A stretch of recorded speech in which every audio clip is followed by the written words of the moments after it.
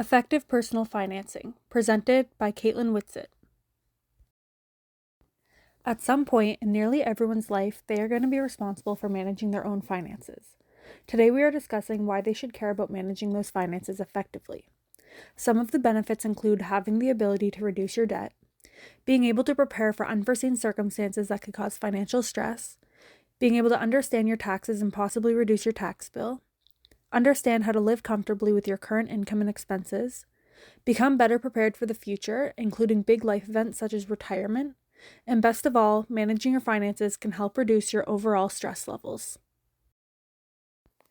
Now that you understand why you should take your finances seriously, it's time to discuss how you can do so. The first step is understanding the different aspects of your finances. The main aspects we are going to cover today include budgeting, managing your debt, managing your risk, tax planning, education planning, retirement planning, and estate planning. Budgeting can feel overwhelming for some people, but once you break it up into steps, it becomes easier to understand.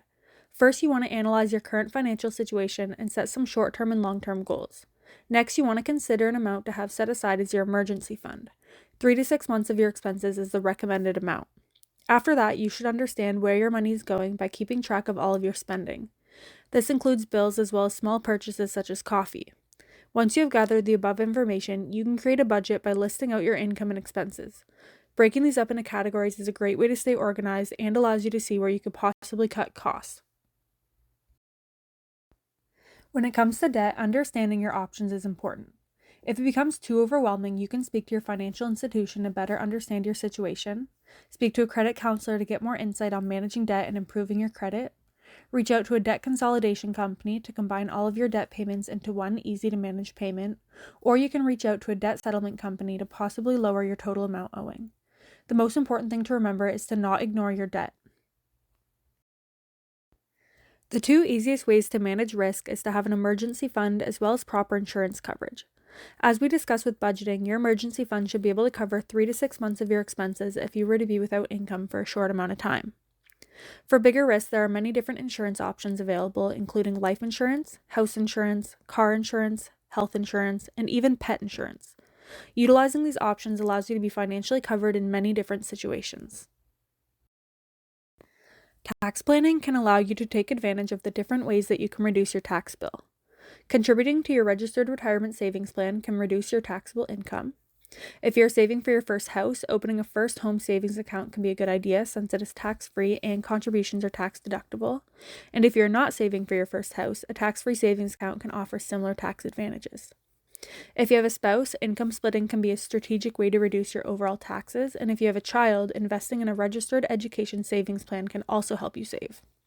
Lastly, paying attention to credits and reimbursements that you are entitled to is an important part of doing your taxes. This can include things such as the first-time homebuyer's tax credit and reimbursements for eco-friendly upgrades. If you have a child or dependent, saving up for an education may be an important goal for you. Making use of a registered education savings plan is a great place to start. By using this account, you accumulate interest, receive government contributions, and have the potential to receive the Canada Learning Bond or the Canada Education Savings Grant. Other financial aid options available include grants, bursaries, scholarships, government assistance, and loans. All of these can help lessen the financial burden that comes with paying for an education. When it comes to considering your retirement, it is important to imagine what you want your life to look like. What kind of lifestyle will you live? Will you take many trips? Will you have any dependents? Asking these questions allows you to better understand how much money you will need. Once you understand that, you can utilize specialized savings accounts such as a registered retirement savings plan. Other things to consider are income such as work pensions, the Canadian Pension Plan, and old age security.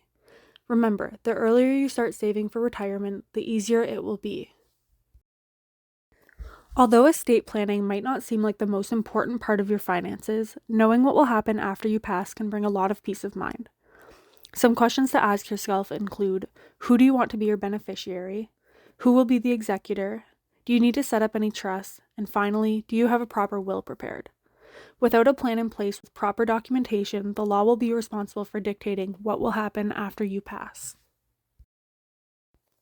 In conclusion, in order to properly take control of your finances, I recommend you analyze and understand your current financial situation, Set both short-term and long-term goals. Take control of your debt. Be prepared for unforeseen circumstances. Understand how to properly do your taxes. And lastly, plan ahead for your future.